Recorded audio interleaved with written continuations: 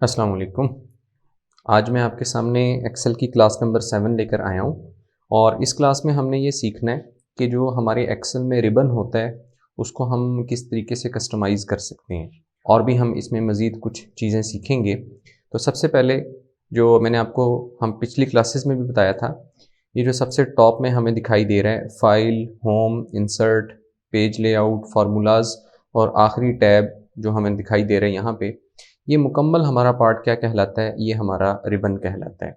इस रिबन को हम कस्टमाइज़ भी कर सकते हैं। कस्टमाइज़ का क्या मतलब?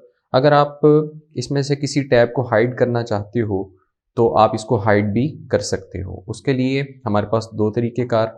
सबसे पहले हम यहाँ से अपने चले जाएँगे कौन से टैब में? फ़ाइल, और फ़ाइल टैब में जाकर यहाँ से आपने नीचे चले जाना है ऑप्शंस में। ऑप्शंस में जाके यहाँ पर हमें अपनी मतलूबा ये चीज़ दिखाई दे रही है, कस्टमाइज़ रिबन। अब जैसे ही आप कस्टमाइज़ रिबन पे क्लिक करेंगे, तो इस पे क्लिक करने के बाद यहाँ पे हमें ऊपर टॉप में दिखाई दे रही हैं मेन टैब्स। मेन टैब्स में जब आप आते हो, तो ये हमें अपने वो टैब्स दिखाई दे रहे हैं जो हमारे उधर रिबन में मेन इंटरफेस में शो हो रहे हैं। अगर आप यहाँ से किसी एक चेक बॉक्स को खाली कर देते हो, तो अब जब इस विंडो को आप यहाँ से ओके करोगे, जैसे कि मैंने आपके सामने ये ओके कर दिया, तो अब हमें यहाँ पे टैब्स के अंदर अपना जो डेवलपर टैब है वो नज़र नहीं आ रहा। इसको हम बोल देते हैं कि हमने अपने जो रिबन है उसको क्या कर लिया, उसको हमने कस्टमाइज़ कर लिया। अच्छा जी, अगर हम उसको वापस अपने रिबन में शो करवाना चाहते हैं, और एक चीज़ यहाँ पे ज़हन में रखिएगा, मैं कीबोर्ड से एक शॉर्टकट की अप्लाई करने लगा हूँ, कंट्रोल F1।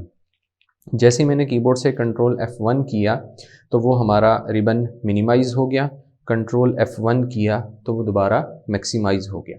अच्छा जी, ये वैसी दरमियान में एक शॉर्टकट की आ गई।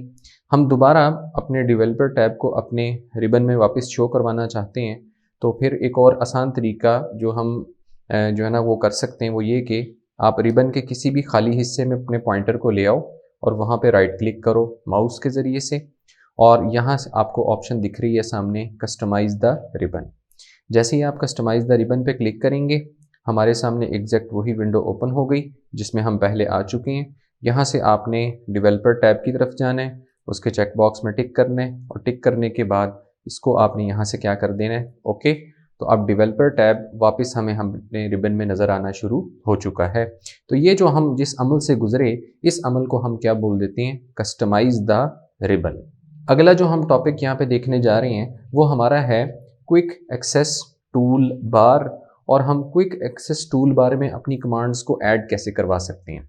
आपने जहन में रखना है, एक्सेल में जो सबसे टॉप पे ये आपको जगह दिखाई दे रही है जहाँ मैं पॉइंटर को मूव कर रहा हूँ, इसको हम बोल देते हैं क्विक एक्सेस टूल बार।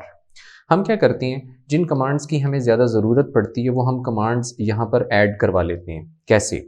आपने क्या करना है, आपने क्विक एक्सेस टूल बार में आना है, और इसके सामने ये हमें दिखाई दे रहा है customize quick access toolbar. आप इस पर क्लिक कर दें। क्लिक करने के बाद नीचे आपने चले जाना है मोर कमांड्स की ऑप्शन में। जैसे ही आप इस पर क्लिक करेंगे, ये हमारे सामने एक विंडो ओपन हो गई। सबसे पहला काम आपने ये करना है, ये हमें लिखा हुआ दिखाई दे रहा है पॉपुलर कमांड्स। पॉपुलर कमांड्स को आप यहाँ से तब्दील कर लें किसमें? ऑल कमांड्स में।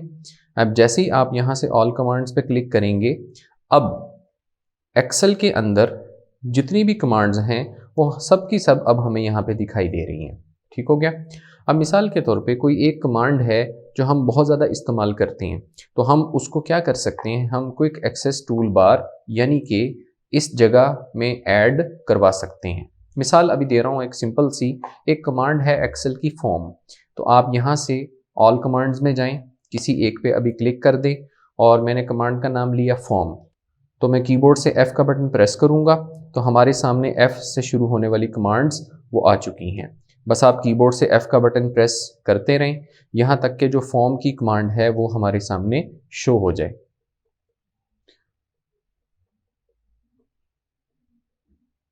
ये हमारे सामने फॉर्म की कमांड आ चुकी है। तो फॉर्म की कमांड हमारी इस टाइम सिलेक्टेड, हमने यहाँ से किस पे क्लिक कर देना है? ऐड के बटन पे। जैसे ही आप ऐड के बटन पे क्लिक करेंगे, तो ये फॉर्म की कमांड इस लिस्ट में ऐड हो गई। इस लिस्ट में ऐड होने का मतलब ये है कि ये क्विक एक्सेस टूल बार का हिस्सा बन चुकी है। बस आप इस विंडो को यहाँ से जाकर क्या कर दें, ओके कर दें। और अब आप यहाँ पे ऊपर देखें कि ये हमारे यहाँ पर फॉर्म की कमांड हमें दिखाई दे रही है। तो अब हमने कर क्या लिया, हमने क्विक एक्सेस टूल बार में वो कमांड जो हम ज़्यादा इस्तेमाल करते हैं उसको हमने यहाँ पर ऐड करवा लिया। ये अमल हमारा क्या कहलाएगा, add commands to the quick access toolbar. अगला टॉपिक जो हम यहाँ एक्सेल में देखने लगे हैं वो हमारा है पॉइंटर डायरेक्शन। अब पॉइंटर डायरेक्शन का यहाँ पर क्या मतलब, ये मिसाल मैंने आपके सामने किसी एक सेल पे क्लिक किया, अगर आप कीबोर्ड से एंटर का बटन दबाते हैं तो हमारा पॉइंटर नीचे की तरफ मूव कर रहा है, ठीक हो गया। अब आपने क्या करने, हम ये सीखने लगे हैं कि हम कीबोर्ड से एंटर का बटन प्रेस करें तो हमारा पॉइंटर राइट डायरेक्शन में भी जा सकता है, लेफ्ट में भी जा सकता है, टॉप में भी जा सकता है, बॉटम की तरफ भी आ सकता है। अब ये डायरेक्शन हम कैसे चेंज कर सकते हैं, उसके लिए आपने क्या करना है, अपने रिबन में जाना है, रिबन के किसी खाली हिस्से में आप राइट क्लिक करें, राइट क्लिक करके किस ऑप्शन में आपने चले जाना है, customize the ribbon. Customize the ribbon में जाके यहाँ से आपने चले जाना है कौन सी ऑप्शन में, एडवांस ऑप्शन में। अब जैसे ही आप एडवांस पे क्लिक करेंगे यहाँ पे हमें अपना एक जुमला दिखाई दे रहा है, after pressing enter move selection. इसकी ड्रॉप डाउन में आए तो यहाँ पर आप कीबोर्ड से एंटर का बटन प्रेस करो तो आप अपने जो पॉइंटर है उसको किस डायरेक्शन में लेके जाना चाहते हो। नॉर्मली हमेशा हम उसको डाउन पे ही रखते हैं, ये जस्ट एक इंफॉर्मेशनल कमांड है कि आपको पता ज़रूर होना चाहिए कि एंटर के बटन प्रेस करने से हम पॉइंटर की डायरेक्शन को तब्दील भी कर सकते हैं। अच्छा जी, करने के बाद आपने यहाँ से ओके करना है और जब आप कीबोर्ड से एंटर का बटन प्रेस करेंगे तो आपको डायरेक्शन अपनी होती हुई नज़र आ जाएगी। अगला जो टॉपिक हम यहाँ एक्सेल में डिस्कस करने लगे हैं वो हमारा सिलेक्शन से रिलेटेड है। पहली क्लासेस में मैं आपको बता चुका हूँ, मिसाल के तौर पे ये मैंने आपके सामने एक एरिया सेलेक्ट किया और इस एरिया में मैं कोई सेम फिलिंग करना चाह रहा हूँ। तो एरिया सेलेक्ट करने के बाद मैंने कीबोर्ड से सिर्फ यहाँ पर लिख दिया मिसाल के तौर पे 100 और फिर यहाँ पे शॉर्टकट की अप्लाई कर दी, कंट्रोल एंटर। तो हमारे मुकम्मल जो है ना वो सेल्स में वो सेम एंट्री हो चुकी है। अब हम यहाँ पे ये करना चाह रहे हैं, हमने अपने इस एरिया को सिलेक्ट करना है। तो सबसे आसान चीज़ हमारे पास क्या होती है, माउस। आप माउस के ज़रिए से जितना एरिया सेलेक्ट करना चाहें आप जाके कर सकते हैं, या आप कीबोर्ड से शॉर्टकट की अप्लाई कर सकते हैं, कंट्रोल ए। तो आपने क्या करना है, अपने जहाँ पर आप डाटा एंट्री कर चुके हो किसी भी सेल पे क्लिक करो और कीबोर्ड से कंट्रोल ए की शॉर्टकट की अप्लाई कर दो, तो वो हमारे मुकम्मल वो एरिया क्या हो जाएगा, वो सिलेक्ट हो जाएगा। लेकिन जो टॉपिक मैं यहाँ पे आपके सामने जो है ना वो रखना चाह रहा हूँ वो ये है कि हम सेलेक्टिव सिलेक्शन कैसे करेंगे। क्या मतलब, मिसाल ये जो 100 लिखा हुआ है और ये जो 100 लिखा हुआ है और ये जो 100 लिखा हुआ है, मैंने इनका कलर तब्दील करना है। तो मैं ये चाह रहा हूँ कि ये तीनों इकट्ठे सिलेक्ट हो जाएं। तो उसके लिए आपने ये करना है, पहले सेल पे क्लिक कर दो और क्लिक करने के बाद आपने कीबोर्ड से कंट्रोल का बटन दबा लेना है और उसको आपने दबाई रखना है।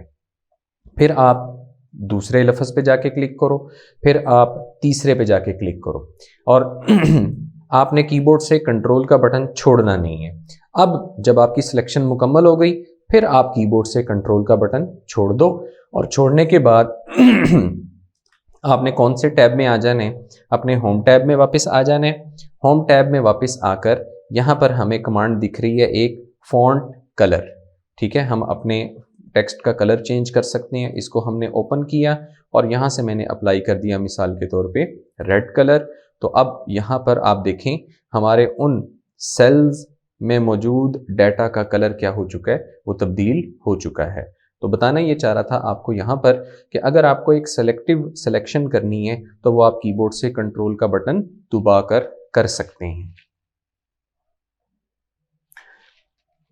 अगला टॉपिक जो हम यहाँ पे डिस्कस करने लगे हैं वो हमारा है कि data fill with drag and drop.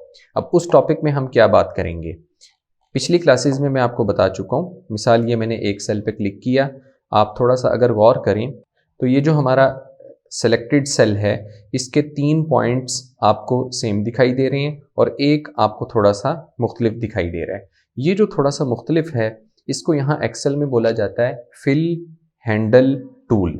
अब हम करना ये चाह रहे हैं कि हम इस फिल हैंडल टूल को ये समझना चाहते हैं कि इसका मकसद क्या है। तो उसके लिए हम क्या करेंगे, यहाँ पे मैं आपके सामने एक छोटी सी मिसाल बनाता हूँ। मिसाल यहाँ पर मैंने आपके सामने लिख दिया मंडे फुल फॉर्म में, और अगले सेल में आके मैंने लिख दिया मंडे शॉर्ट फॉर्म में। यहाँ मैंने आपके सामने लिख लिया मिसाल मार्च फुल फॉर्म में, और यहाँ पे मैंने आपके सामने लिख दिया मार्च शॉर्ट फॉर्म में। अब हम क्या करने जा रहे हैं, हम समझने लगे हैं फिल हैंडल टूल क्या चीज़ है।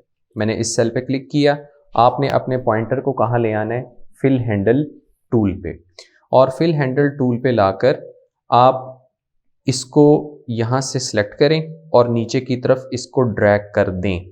ठीक हो गया। तो अब मंडे से Tuesday, Wednesday, Thursday, Friday, Saturday, Sunday, तो हमारे अगले दिन हमें नज़र आना शुरू हो चुके हैं। तो ये हम इस अमल को बोलते हैं कि data fill with drag and drop.